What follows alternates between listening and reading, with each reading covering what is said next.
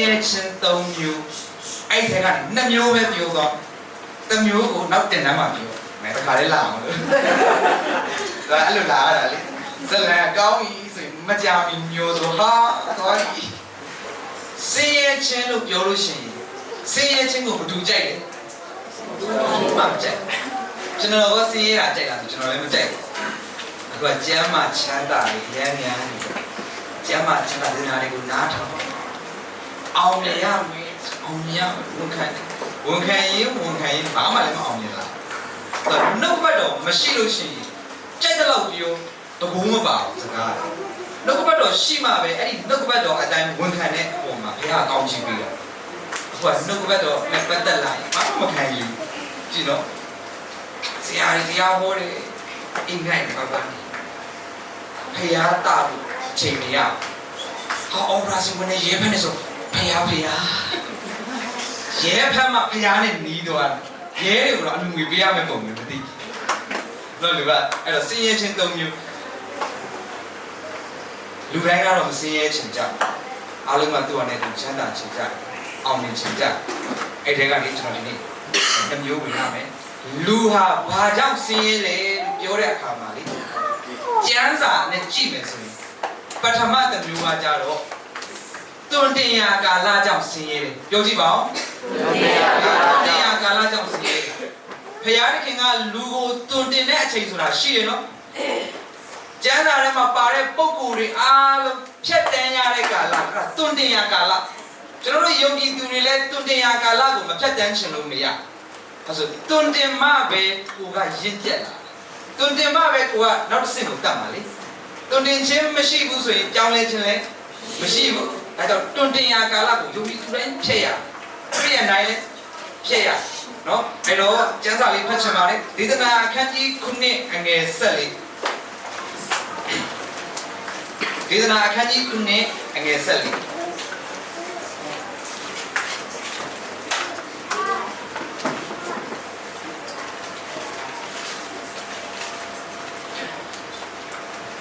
ဖတ်ပါမယ်ကောင်းစားသည့်ကာလ၌ဝမ်းမြောက်သောဆင်းရဲခံရသည့်ကာလ၌ဆင်ခြင်သောလူဒီမိမိနောက်မှာဖြစ်လက်သက်သောအမှုကိုတည်မြဲအကြောင်းဖယားသခင်သည်ကောင်းစားခြင်းနှင့်ဆင်းရဲခြင်းကို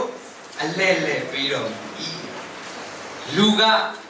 မိမိနောက်မှာဖြစ်တဲ့အမှုကိုတည်မြဲအကြောင်းဖယားသခင်ကဘာနဲ့ဘာကိုပေးလဲဆင်းရဲကောင်းစားခြင်းနဲ့ဆင်းရဲခြင်းကောင်းစားလိုက်ဆင်းရဲလိုက်ဘာကာလလဲဆိုတွန်တင်ရာကာလကိုဖျားခင်ပေးသူ့ရ။အော်ကျွန်တော်ဆင်းရဲနေတယ်ဘယ်ကာလကိုရောက်နေလဲတွန်တင်ရာကာလကိုရောက်နေတယ်ဒီလိုမှတ်လို့ရ။အော်ကျွန်တော်အစမပြေနေတွန်တင်ရာကာလကိုရောက်နေတယ်ဒီလိုမှတ်လို့ရ။ပြီးနောက်တစ်ခုကကြတော့ဒူးစရိုက်ကြောင့်ဆင်းရဲခံရခြင်းလူကဒူးစရိုက်ကိုလှုပ်လို့ရှိရင်လဲဆင်းရဲခြင်းနဲ့ကြုံတွေ့ရတတ်တယ်နော်။အဲ့ဒါလည်းကျမ်းပိုက်ဖတ်ခြင်းနဲ့ယောဘအခန်းကြီး15အငယ်20ယောဘအခန်းကြီး15အငယ်20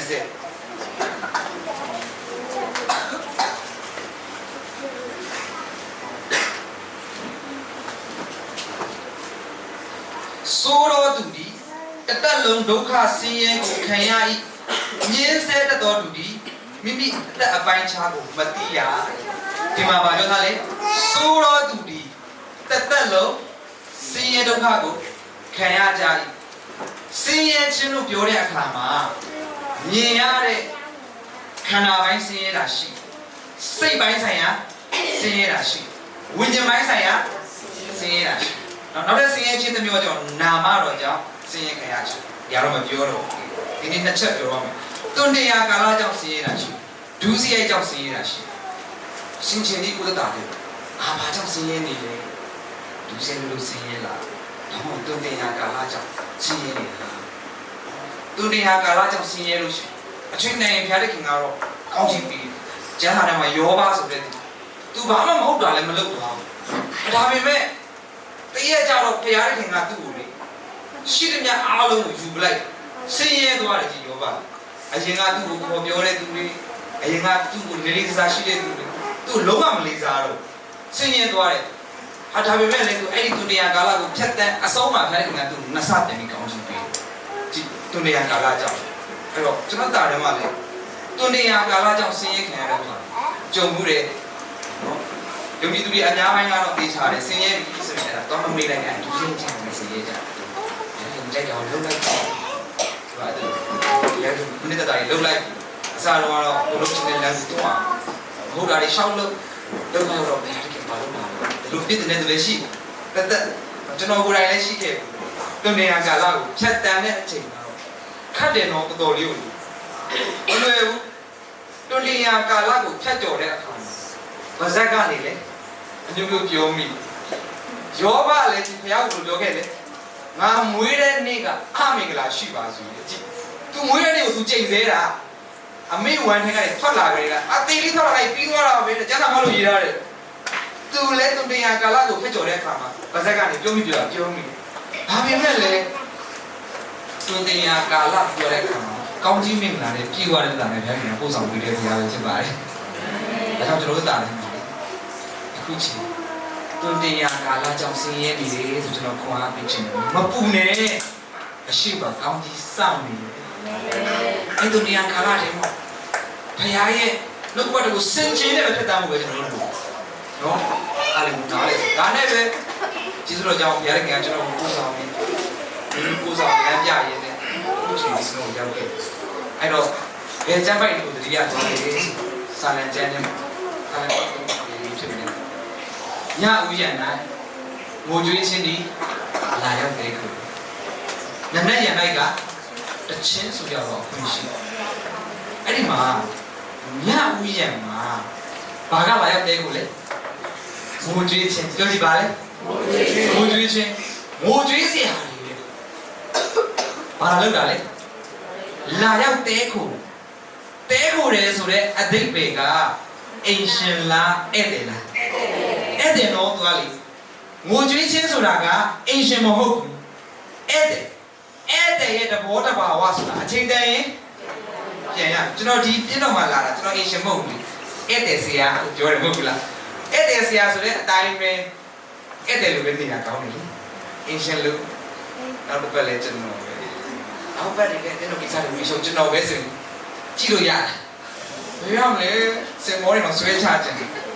ယေရှုနာမကိုထောက်နေလို့ဟုတ်နေမှာဆိုတော့အဲ့ဒါတော့ပြည်ရန်တွေကအဲ့ဒီဘိုင်းမှာက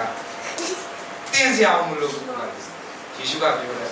ဘာတစ်ခါကိုရိုက်လို့ရှိရင်တစ်ခါကိုပြန်ပြီးအခုကတော့ရိုက်တော့နေရတယ်သူကအရင်ပုံဆိုတဲ့ဟာတွေနော်ပြောတယ်တက်တာကောင်းမှရန်ကကောင်းကြီးပြီးမယ်လို့ပြောတယ်ဟုတ်တော့ဟုတ်ပါတယ်ဒါပေမဲ့တကယ်ကောင်းတာစဉ်းစားကြည့်မယုံကြည်သူတွေတော့စကားများတဲ့အခါမှာအဖြစ်တဲ့ညာဖြစ်တဲ့ပြောဒီလိုတရားပါဖြစ်တယ်ကိုတရားကိုတကယ်ကျင့်နိုင်တာစဉ်းစားကြည့်ဘယ်နဲ့တော့ဘယ်နှပါရှိ635ချက်ရှိအားလုံးသိတာဘယ်နှပါလဲ10ပါးထဲမှာပထမတစ်ချက်ရုပ်ပြကြည့်ငါမလည်းပါဒုတိယတစ်ချက်တတိယတစ်ချက်ကျင့်မပြောနဲ့အလွတ်တော့အဲ့ဆိုကောင်းမှတင်ကောင်းမှလည်းကောင်းကြီးပြမယ်ဆိုရင်ရနိုင်လားရနိုင်ကိုအတိဆုံးတင်ကောင်းမှဖျားခင်ကကောင်းကင်နိုင်ငံကိုပေါ်မယ်ကဲမယ်ဆိုရင်ကောင်းနိုင်လားမကောင်းနိုင်ဘူးဒါအဲ့ဒါပေါ့တက်ဒီမှာမကောင်းတဲ့သူများကိုလည်းသူကိုယ်လည်းတကယ်ကောင်းကြည့်နော်လွယ်ဦးသူကလည်းကိုကတော့မဟုတ်တာလို့သူများမဟုတ်တာလို့တူတန်းထူတာနော်အဲ့လိုရှိအဲ့တော့ငိုကြွေးခြင်းကကျွန်တော်ယုံကြည်တာတယ်မှာဘာပဲလဲဧည့်သည်ဆိုတာအချိန်တန်ရင်ပြန်ရတယ်ဒါကြောင့်ဒီကိုဘာများတွန်တင်ရာကာလကြောင့်အခုချိန်မှာသင်ဘဝထဲမှာလေငိုကြွေးခြင်းဟာခဏလာရောက်တဲကိုတဲ့ဧည့်သည်နော်အဲ့ဒီဧည့်သည်ကအချိန်တန်ရင်ပြန်ရတယ်အချိန်တန်ရင်ဘယ်တော့မှသင်္တာထဲမှာတက်လုံးမနေဘူးပြန်တော့မှဖြစ်တယ်ဟာလေလုယာငိုကြွေးခြင်းတွေလာရောက်တဲကိုတဲ့ဆိုကြည်မှချက်တယ်ပြောလိုက်ဧည့်သည်ပဲမင်းအချိန်တန်ရင်ပြန်ရမယ်ငါအတွက်ကနက်နဲ့ရမှာဖခင်ပြင်ဆင်ပေးတဲ့တခြင်းဆိုရတော့အခွင့်ဖြစ်တယ်ဟာလေလုယာတွန်တင်ရကာလကိုဖြစ်တဲ့အခါမကြောက်နဲ့အချိန်တိုင်းတခြင်းဆိုရတဲ့ခုဘုရားကပြင်ဆင်ပေးတာဖြစ်ပါတွန်တင်ရကာလကြောင့်ဆိုပြီးနောက် ဒုစရိုက်ကြောင့်ဆင်းရဲခံရခြင်းဒုစရိုက်ကြောင့်တင်ဆင်းရဲနေတယ်ဆိုရင်ဒီဘယ်လိုလုပ်ကြမလဲဟမ်ဒုစရိုက်ကြောင့်ဆင်းရဲတယ်ဆိုရင်လေဒုစရိုက်လို့ဆင်းရဲကျွန်တော်ဘယ်လိုဖြတ်ကျော်ကြမလဲအချိန်ကြတယ်ကြည့်ထားတော့ဒုစရိုက်မလုပ်ထားတဲ့ရုပ်အားလည်းဆိုင်ခါတော့မှဒီကြည့်ကြကျွန်တော်စွတ်တောင်းခံကျွန်တော်လည်းသိပါဘူးဘာဖြစ်လဲဆိုတော့စွတ်တောင်းတာကျွန်တော်စွတ်တောင်းပြီးတယ်ကျွန်တော်ကနေအတီးတီးဒေတာတစ်ခုသွားတဲ့အခါမှာလူအမျိုးမျိုးနဲ့ကြုံရတယ်မျိုးမျိုးနဲ့ကြုံရတယ်ချို့နေရာမှာသွားတဲ့အခါမှာလည်းအခုကချို့နေရာကျွန်တော်တော်တော်များသိကြတယ်ဆိုတော့လေလမ်းဘေးမှာထိုင်ဖောက်ဆွဲစားနေတဲ့အချိန်ကျွန်တော်မြင်လိုက်တယ်အဲ့ဒါလမ်းဘေးဆိုင်လို့ကျွန်တော်ဖောက်ဆွဲပေါ်စားမှာအားနာတယ်ကျွန်တော်လာပြောဘာအားနာစားရှိလဲပေါ်စားပေါ်ဒီကအကုန်မျိုးတယ်သူမသိလို့လမ်းဘေးမကလို့လမ်းလေပဲစားချာရှိအကုန်စားတာကြီးသူကလည်းအားလာအားနာတချို့လူတို့လည်းအရင်လိုလိုက်တချို့လူတို့ကလည်းလိုက်မသိအဲ့ဒီလိုကြုံရဒါပေမဲ့အဲ့ဒီထဲမှာကိုကနေသားကိုကြာနေတချို့လည်းလာပြောတယ်ငါမင်းကအထင်မကြီးဘူးတဲ့ကျွန်တော်လာပြောဆိုတာတက်ရှိအထင်မကြီးပါဖြစ်နော်ကျွန်တော်လည်းပြန်ပြောလိုက်တယ်ဒီနေအထင်မကြီးကလည်းဘာမှဖြစ်ပါဘူးအဲ့ဆိုငါကိုတော့မှအထင်မကြီးတယ်ဥစားနေအထင်မကြီးကတော့ဘာမှဖြစ်တော့အဲ့လိုမျိုးမျိုးကြုံရဒီမိသူပြလည်းအားနာကျွန်တော်ခေါ်ရမှာလည်းအားနာတယ်အတင်းတော့ကကျွန်တော်လည်းပြောလိုက်ပါတယ်ကျွန်တော်ကအင်္ဂလိပ်ဆရာပါမင်းသားမဟုတ်ပါဘူးမင်းသားဆိုတော့နေရာရွေးကောင်းရွေးလိမ့်အင်္ဂလိပ်ဆရာနေရာမရွေးဘယ်နေရာဖြစ်လာအခုတော့ရမသွားရုံကြားထက်နေရောက်သွားမှာဆိုလို့ကတော့အဲ့ဒီစားနေတာဆိုတော့လေဒီပေါ်ပြီးပွဲစင်ပေးမယ်ဆိုရင်ရမစားပြရခင်ကလည်းတွေ့ကြမှာပါနော်အဲ့လိုလူတွေရှိအဲ့တော့ဒုစရိုက်ကြောင့်သူကြုံရခက်ခဲကျွန်တော်ပြောပြကြားတယ်စဉ်းစားကြည့်ကျွန်တော်ခက်ခဲတယ်စွတ်တောင်းပေးလို့ဒီနိုင်ရောရတယ်ချုပ်ကျွန်တော်လည်းမသိဘူးစွတ်တောင်းပေးလေစွတ်တောင်းပေးမပြောက်တော့ကျွန်တော်စိတ်ဆူဆရာကိုဖျားခင်မသုံးဘူးဟာဘလိုင်းသူနေမကောင်းတာသူဖျားတာကိုစွတ်တောင်းခံမပြောက်လို့ကျွန်တော်ဖျားမသုံးဘူးကပြောတယ်ဒါကျွန်တော်လည်းအရင်သိရှင်တော့လေအခုလိုဖျားတာဘာကြောင့်လဲမေးတော့သူမဟုတ်တာလို့ပြောမဟုတ်တာလို့ပြောတော့ယောဂကူခံရတယ်ကူရတော့သူဖျားတယ်ဖျားတော့ကျွန်တော်စွတ်တောင်းခံတော့မပြောက်တော့ကျွန်တော်ဖျားမသုံးဘူးပြောတယ်ဩနင်းဟာလည်းတမျိုးကြီးပဲဘယ်လိုလုပ်မလဲကြီးအဲ့တော့တကယ်တော့စင်းရဲခြင်းကိုခံရတာဆိုတော့မင်းဒုစရိုက်လို့စင်းရဲခြင်းခံရပါလေနေအဲ့ဒါလို့ဒီလိုဖြစ်နေတာဘာဆိုင်လို့ဖျားကိုပြစ်တယ်ကျွန်တော်အပြစ်တယ်အဲ့လိုပြောလဲနေရအယူဒီတွေနော်ဒုစရိုက်လုပ်ပြီးမှစင်းရဲခြင်းခံရတယ်ဒုက္ခတွေ့နေတယ်ဆိုရင်ဖျားကိုအပြစ်တင်ဖို့မဟုတ်ဘူးနော်အားနားလဲလို့လေဖျားကိုအပြစ်တင်ဖို့မဟုတ်ဘူးကျမ်းစာထဲမှာဟေရှာယအခန်းကြီး50ကိုအငယ်1နဲ့2လေဖျားခင်ငါတဲ့လူကိုကောင်းကြီးပေးခြင်းတဲ့ဘုရားဖြစ်တယ်။တင်တို့ကိုမကယ်တင်နိုင်အောင်လက်တူတဲ့ဘုရားလည်းမဟုတ်ဘူး။တင်တို့ရဲ့ခေါ်တန်ကိုမကြားနိုင်အောင်ဘုရားခင်ကနားကန်းနေတာမဟုတ်ဘူး။ဒီနေ့မျိုးဘုရားခင်ကကြားတယ်တင်တို့ခေါ်တန်ကို။ဒါပေမဲ့ဘုရားခင်ဘာလို့မကယ်လဲ။ဘုရားခင်ဘာလို့နားမထောင်ပေးလဲ။အဲ့ဒီမှာဖတ်ကြည့်ရအောင်။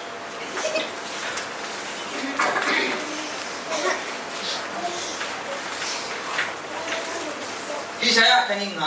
50အငယ်1နဲ့2ကြည့်ရှုလို့ထာဝရဘုရားသည်မကယ်တင်နိုင်အောင်လက်ကိုမကြားနိုင်အောင်နားတော်ထိုင်းသည်မဟုတ်ကျွန်တော်ကနေအောင်လိုက်ဆိုပြရအောင်တင်တို့ဒုစရိုက်သည်တင်တို့ကိုဘုရားသခင်နဲ့ကြွားစေပြီတင်တို့ဒုစရိုက်သည်တင်တို့ကိုဘာနဲ့ကြွားစေလဲဘုရားသခင်နဲ့ကြွားစေတယ်အဲ့ဆိုကျွန်တော်တို့ရဲ့ဆုတောင်းတန်ကိုဘုရားသခင်နားမထောင်ဘူးကျွန်တော်တို့ခေါ်တန်ကိုဘုရားသခင်မကြားဘူးဆိုတာဘာကြောင့်လဲဒုစရိုက်ကြောင့်ဟောအဲ့ဒီဒုစရိုက်ရှိနေတဲ့တွေ့ကျွန်တော်တို့ရဲ့စကားကိုဘုရားသခင်နားထောင်မလားနားမထောင်ဒုစရိုက်နဲ့ကိုလုတ်ပြီးမှဒုစရိုက်နဲ့ဘုရားကိုကောင်းပြီးတောင်းခံလို့ရှိရင်ကောင်းကြီးရမှာကောင်းကြီးတော့မရအခါပဲရတယ်ယုံကြည်သူတွေကလည်းပြောရပိတ်ခတ်တာသူတို့ကလည်းနားလေတဲ့အပိုင်းမှာသူကလည်းယူလာလေ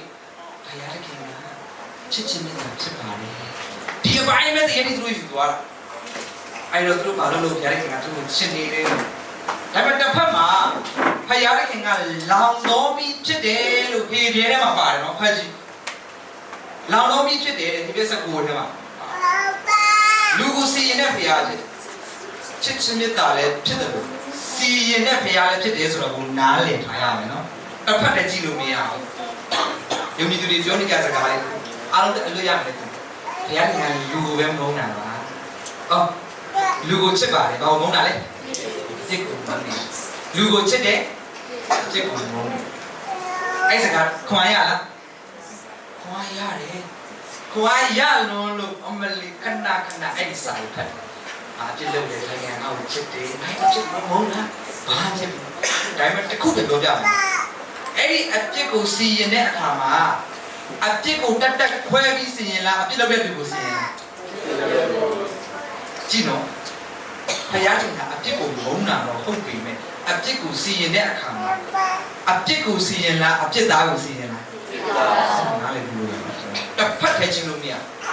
ဒီနေ့အားလုံးတစ်ဖက်ထဲပဲကြည့်လိုက်ပြီဆိုတော့ဟာအင်းတော့ဒီလိုတစ်ဖက်ထဲပဲတိတ်ကြည့်တဲ့အခါမှာကျွန်တော်တို့ဝိညာဉ်ကတိုးတက်လားဘာမှမတိုးတက်လာဆိုတော့အကျွေးတွေပဲရှိစက်မကုန်တဲ့အကျွေးနော်အမြဲတမ်းမတိုးတက်ဘာလို့လဲဆိုတစ်ဖက်ပဲမြင်တက်လို့တစ်ဖက်ပဲမြင်တက်ရင်ဘယ်တော့မှမတိုးတက်ကြည့်အဲ့တော့ဘုရားကတစ်ဖက်မှာချစ်ချင်းမြတ်တာဖြစ်တယ်တစ်ဖက်မှာလည်းစီရင်တဲ့ဘုရားဖြစ်တယ်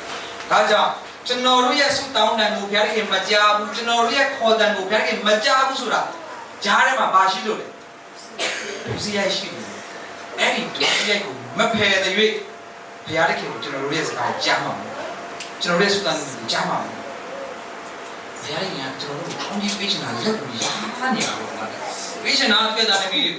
ကိုယ့်ရဲ့တာသမီကောင်းစားတာမိဘတိုင်းမြင်ချင်တယ်ဒီလိုပဲဘုရားခင်ကလည်းယုံကြည်သူတွေကောင်းစားတာကိုဘုရားခင်မြင်ချင်တယ်ဒါပေမဲ့ယုံကြည်သူတွေကဖယားနဲ့ကျွန်တော်တို့ရဲ့ဂျားထဲမှာဘာကိုစီးသားခိုင်းလဲဆိုဒူးဆိုင်ကိုစီးသားခိုင်းကြည့်အဲ့တော့ဒီမှာဒူးစီအိုက်ဒီတင်နဲ့ဖယားကိုကွာစီပြီတဲ့ကောင်းကြီးပေးပိုင်တဲ့ရှင်ကဘာတူလဲဖယားလေနောင်တရခြင်းနဲ့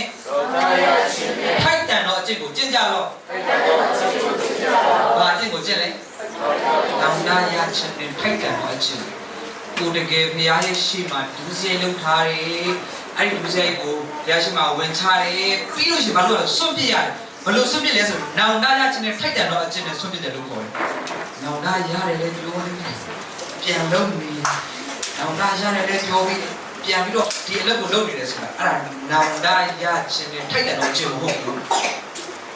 ကျွန်တော်တို့နိုင်ငံသားမှာဒီအများကြီးရောက်ပါတယ်ဒီဘာရဲ့အထင်ပေါ်မှာလည်းမရှိအတင်းတော်ရဲ့အထင်ပေါ်မှာလည်းမရှိပါဘူးလာချင်မှလာပါစစင်ရှိရတော့ဒီခုလိုက်ရရဘာမလားဘုရားရဲ့ပါတီဆောက်ဆံမှမရှိအဲ့တော့ဒီမှာရှိတဲ့လောကသားတွေရှိသူတို့ရဲ့အတိုင်းပဲလိုက်လို့သူတို့အသက်ရှင်တဲ့အတိုင်းပဲအသက်ရှင်ဒုစရိုက်နဲ့ပြည့်နေတယ်ဒီလိုမျိုးရရခင်ရှိယုံမုန်းစရာတွေလို့ကျွန်တော်တို့ရဲ့သားစဉ်ဒီစားစိုးရင်စရာအရင်မလုပ်ဘူးတဲ့ဥစ္စာဒီယုံကြည်သူတွေကြားထဲမှာတစ်ခါမှမကြားဘူးတဲ့ခါအခုဖြစ်နေတယ်ညုံပဲဒုစရိုက်တွေနဲ့ပြည့်နေတယ်နိုင်ငံခြားရောက်တော့သူကလည်းစိတ်ကလည်းနှမျိုးနဲ့လာတာကိုပထမတစ်မျိုးကတော့စိတ်အားငယ်ပြီးလာစားထုတ်တော့လည်းဘဝင်မြင့်စိတ်အားငယ်တော့ဘဝင်မြင့်တော့နှစ်ခုပေါင်းလိုက်တဲ့အခါမှာသူကလည်းမလွယ်ဘူးနော်ဒီနေ့ငွေနေ့မှာဘုရားရှိခိုးဆိုရှက်တယ်ပြီးရစေဝိညာဉ်ကအင်ဂျန်တော့သူ့ကွာယူရတယ်တမျိုးပဲအဲ့လိုတို့ဒီထဲမှာအဲ့လိုတွေပါတယ်လို့ကျွန်တော်မသိပါဘူး။အားကြောင့်ပြောရတယ်ဘယ်သူမှမပြောသိလည်းမသိ။အရင်ပြောလိုက်ဒုစရိုက်နဲ့ပျော်မွေ့နေဒုစရိုက်နဲ့ပျော်မွေ့နေတဲ့ကျွန်တော်တို့ရဲ့အတ္တတာမှာဘုရားတခင်နဲ့ဘာဖြစ်နေလဲ။ကွာနေဘုရားတခင်နဲ့ကွာနေလို့ပတ်စံများရင်မပျော်နေလူနဲ့တွေ့လို့ချင်းပြုံးပြီးနှုတ်ဆက်နေပြီမဲ့ထဲမှာပြုံးနေအဲ့ဒီဒုစရိုက်မစွန့်ပြစ်မချင်းဒါဆိုရင်ကျမ်းစာထဲမှာပြောတယ်နောင်တရခြင်းနဲ့ထိုက်တန်သောအကျဉ်းဆိုတာအဲ့ဒီအပြစ်ကိုကျွန်တော်မှားတယ်ဖယားတခင်စီမှာတော့သူမခွတ်လွတ်နိုင်တဲ့အပြစ်ဆိုတာမရှိပါဘူးသူအားလုံးကိုခွတ်လွတ်တယ်လူကိုပဲပြောတာလူကိုဖယားခင်အားလုံးခွတ်လွတ်တယ်နော်လူကိုခွတ်လွတ်တယ်ဒါပေမဲ့ကိုကအဲ့ဒီအပြစ်ကိုထပ်လုပ်နေပြီဆိုလူနဲ့ဝေးနေအောင်ပါပဲလေလူနဲ့ဝေးနေအောင်ပါပဲဒီနေ့တင်ဟာဒုစရိုက်ကြောင့်ဆင်းရဲနေတယ်ဆိုဒီလိုပြောပြချင်တယ်။နောင်တရချင်တဲ့ထိုက်တန်တဲ့အချင်းနဲ့ဘုရားခင်စီပြန်လာတာ ပြန်လာပါနောင်တရထိုက်တဲ့အချက်ဆိုတော့ကိုလုံးနေတဲ့အချက်ကိုမလုပ်ရမလဲကြည်ကြည်ပြောမလုပ်ရမလဲစွန့်ပြရမယ်စွန့်ပြရမယ်ဘာလို့လဲဆိုတော့ကျွန်တော်တို့ကဒီဘဝပဲတက်ရှင်ရမဟုတ်နောင်ဘဝလည်းလာအောင်မယ်ကျွန်တော်တို့မှာနောက်ဘဝဘုရားသခင်ရှေ့မှာလည်းကျွန်တော်တို့စီရင်ချင်းအရာတွေရှိအောင်မယ်အော်ဒီဘဝလုံးနဲ့ပြောတယ်မလုံးနဲ့ကိုယ့်ရဲ့သားစဉ်မဆက်လာအောင်မယ်လူပြိုတွေကြည့်မိမမယူမရုပ်ကြောင်မြရုပ်တွေတယောက်မှမရှိပါဘူးအဲ့မှာအချိန်တိုင်းယူကြမှာပဲအဲ့ကိုတာရမီတွေလည်းဒီအမင်္ဂလာစိုးကျိုးတွေကျွန်တော်မပေးချင်ဘူးဆိုရင်နောင်တရချင်းနဲ့ထိုက်တန်တော့အချက်နဲ့ခိုင်းချင်ပြန်လာလူကထဲမှာလေတားနှစ်ယောက်ရှိတားနှစ်ယောက်မှာငယ်သားကဖေစီကနေရတဲ့ရခိုက်တဲ့ဥစ္စာကိုယူမှထွက်သွားတယ်ပျော်ပါတယ်ဒီမပြတ်တဲ့ပျော်ပါလူပျော်ပါပြီးနောက်ဆုံးခက်ခဲတယ်ဒီနေ့မှလှုပ်ပြီးတော့ဝက်စာကိုပြင်လဲဘာဖြစ်လဲစားလားဟမ်ဘာဖြစ်လဲမစားပါဘူးကျွန်တော်ဖတ်ကြည့်တာစားချင်စိတ်ပေါက်တယ်အဲ့လိုပဲရေးထားတာဒါပေမဲ့ခရီးရံကဇွတ်ကျွေးတော့တာပဲတကယ်ကျန်တာလည်းမပါတဲ့ပုံစံဆိုတိတ်သက်ခရစ်စမတ်ရောက်ပြီဟေးဆိုရင်မာကုပညာရှိဘယ်နှပါလဲ3ပါတကယ်သိချာလို့ဆိုအရင်သိချာတယ်ဘယ်လိုပြောလဲဆိုငါတို့အတင်းတော်ဆရာပြောတာကျန်တာဖတ်ကြည့်တာဘယ်နှပါရေးထားလဲမသိပါဘူးလက်ဆောင်ပဲ3မျိုးရေးထားတာလေတော့အတင်းရေးတာတော့မြင်ပြီးရံမှာဖြစ်တယ်ကွာအမှန်လေပါညာကျန်တာတိချာမှာဖတ်ဘူးကွာဖတ်ပြီးပါနော်ယူချင်တဲ့ဘိုင်းနေယူတော့ဝတ်စားတော့မစားပါဘူးမလည်းစားတယ်နော်စွတ်ကြည့်ရဆိုတာလေပြန်လာဘလို့စိတ်နဲ့ပြန်လာလဲဆိုတာငယ်ရတယ်ငါအဘဆောင်ငါပြန်မယ်ငါအဘရဲ့တားလို့တော့မှအခေါ်မခံရမယ်နဲ့ကျွန်တော်ရောက်လို့ပဲပြန်တော့မယ်ဆိုတာနောင်တစိတ်နဲ့အဖေစီကိုပြန်လာတဲ့အခါမှာလေတားကအိမ်ထဲတော့မရောက်သေးဘူးအဖေကအပြင်ကစီးကြုံနေတယ်ကြည့်အပြန်နေစီးကြုံနေတယ်ပြီးသူကတော့သူ့ကိုသူသားတရားလို့မတတ်မဲ့တော့ပြီမဲ့အဖေကတော့သူ့ကိုသားအရာပြန်ပေးနေသေးပဲဖြစ်တယ်။ဒါမျိုးဒီကိုဘာမှမြန်ကိုဒုစရိုက်ကိုလုံးပြီးဒီမှာအားလို့ဟောတော့ဗျာဒီမှာချစ်တော်တော်တီးအဲ့လိုခံစားနေလို့ရှိရင်နောင်တန်းနဲ့ကိုထပ်ဆန်တော့အချစ်နဲ့ပဲပြန်လာခဲ့ဗျာတဲ့ခင်ဒီတိတ်ကိုကောင်းကြီးပေးဖို့အစင်တင်ဆောင်နေတော့ဗျာဖြစ်ပါတယ်ဟာလေလုယာအဲ့ဒီရဲ့ဒုစရိုက်တွေထဲကနေတင်တဲ့ကဲနောင်တန်းရချင်းထိုက်တန်တော့အချစ်နဲ့တာပြန်လာခဲ့ဘုရားခင်ဒီတင်ကိုမူလနေရာမှာမူလအတိုင်းကောင်းကြီးပေးအောင်မဲ့ဘုရားဖြစ်တယ်။ဒါကြီးချီးမြှောက်အောင်မဲ့ဘုရားဖြစ်တယ်။ဟာလေလုယာ။ဒါပြီးဒီစင်ရင်ချင်း၃မျိုးထဲကနေ2မျိုးပြောသွားတယ်။တုံးတရားကာလကြောင့်စင်ရင်ဒုစရိုက်ကြောင့်တင်ပါကြောင့်စင်ရင်နဲ့စင်ချင်းတင်ပါကြောင့်စင်ရင်နေလဲဆိုတာအခုချိန်မှာဘုရားခင်ဒီပြည့်တဲ့မှာစကားပြောမှာပဲ။အဲ့တော့ကိုစင်ရဲတယ်ဆိုတာကိုသိအဲ့ဒီစင်ရင်ချင်းမှာမနေနဲ့လူကလေအမောင်ထဲမှာနေတာကြားလို့ရှိရင်အလင်းကိုမပေါ်ချင်တော့ဘူးနော်။ဘောနော်လည်းပြောအလင်းကိုမြင်အောင်ကြောက်ယေရှုကပြောတယ်ယုံကြည်သူတွေကဤလောကရဲ့အလင်းဖြစ်ကြတယ်အခုဖြစ်လာတယ်ဖြစ်လာယုံကြည်သူနဲ့ခရမ်းကြီးနဲ့ရှင်ထားလိုက်တယ်ခရမ်းကြီးကပူလင်းသေးတယ်ကြည့်အလင်းမဖြစ်ဘူးဒါဆိုရင်အလင်းဖြစ်ဖို့နောင်တရခြင်းနဲ့ထိုက်တယ်တော့အချင်းနဲ့ဒီညမတော်လေးကိုပြန်လာခဲ့ကြပါဆိုတော့ဘုရားသူနဲ့ဝင်လာပါတယ်အားလုံးနဲ့ကောင်းချီးရှိပါစေ